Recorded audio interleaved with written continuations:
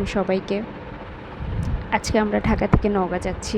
আরহাম একদমই প্রস্তুত না, ঘুমের ঘরে ওকে জামা কাপড় পরাই দিছি, কারণ অনেক সকালে ট্রেন, আমরা 8টার সময় বের হয়েছি। এই জন্য ওর মুডটা একটু অফ। আমাদের কাছে যেহেতু জিনিসপত্র অনেক, 2টা গাড়ি নিতে হয়েছে। একটা গাড়িতে ভাইয়া আর আসারের জিনিসপত্র যাচ্ছে, আরেকটা গাড়িতে আমি আর ভাবি যাচ্ছি। তো আপনাদের সাথে একটি ঘটনা শেয়ার করি। এটা তখন আমার প্রথম ট্রেন জার্নি। তো এরকমই সেম সকালবেলা 2টা গাড়ি নেওয়া হয়েছে।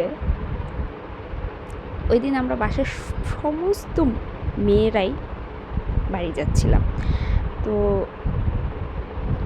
প্রথম গাড়িতে উঠছি আমি, ভাবি আর এলমি।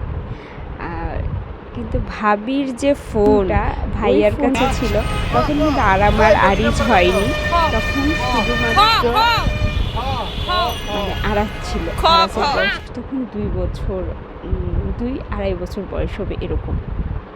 তো আমরা মনে করছি পৌঁছে যাব, কিন্তু এত জ্যাম ছিল যে আমরা এয়ারপোর্টেই দাঁড়ায় আছি 1 ঘন্টা। আমরা তাকাই দেখতেছি যে ট্রেনটা চলে আসছে। আমার তো বুকের মধ্যে ধুকধুক শুরু হয়ে গেছে, ট্রেন বোঝায় ফেল করব।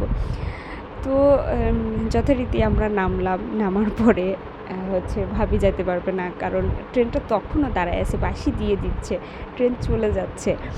তো ভাবি কী করলো, আমাকে আর এমনিকে তুলে দিল সঙ্গে সমস্ত ব্যাগ সহকারে। আর ফুপি আম্মু যেহেতু আসেনি, ভাবি রয়ে গেল। পুরা একটা কেবিন ভর্তি আমরা সব, মানে আমি আর এলমি পুরো একটা কেবিন আর সমস্ত ব্যাগ নিয়ে একা গেলাম। তো রেজওয়ান একটু ভয় পাচ্ছিল, সে একটু বকাবকিও করছিল যে তোমাদের ট্রেন ছাড়নি পর্যন্ত। তো ভাগ্য অনেক ভালো ছিল, পরের ট্রেনটায় টিকিট পেয়ে গেছিলো, যার কারণে আম্মু, ফুপি আর ভাবি চলে আসতে পারছিল। তো এটা আমার কাছে অনেক স্মরণীয় হয়ে থাকবে। আর এখন যাদেরকে দেখতেছেন, এটা ভাবির বড় বোন, ইতালি থেকে আসছে, আর ভাবির ননদ। এখানে আঙ্কেলও আছে। ভাইয়া কিন্তু আমাদের সাথে যাচ্ছে না, ভাইয়া জাস্ট তুলে দিতে আসছে। এরকম সেম আমরা পুরো একটা কেবিন নিয়ে গেছি, খুবই মজা করতে গেছি।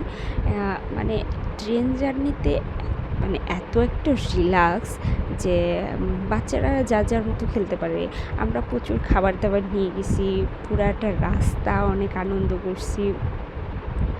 তো এক পাশে উপরের দিকে যেহেতু শোয়া যায়, এক পাশের দিকে আমাদের ব্যাগগুলো রেখে দিয়েছিলাম, আর এক পাশে মানে ব্যাগের পরিমাণও অনেক বেশি।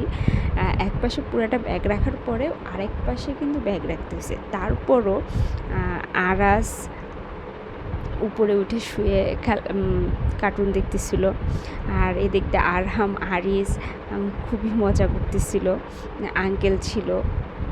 আমরা মোটামুটি ট্রেন জার্নিটা এত মজা হয়েছে, আমরা গল্প করতে গেছি। আর এই যে দেখেন ভাবি কী করতেছে, ভাবি তো দুজনকে চুড়ি পরাই দিছে। আসলে চুড়িটা আমি কিনে নিয়ে আসছিলাম সাফরিনের জন্য। তো সাফরিন ওদের মানে আরিজ আর আরহাম 13 দিনের ছোটো বড়ো, আবার আরিজের থেকে সাফরিন 1 মাসের বড়ো, মানে 3টা একই সমবয়সী বাচ্চা এক জায়গা।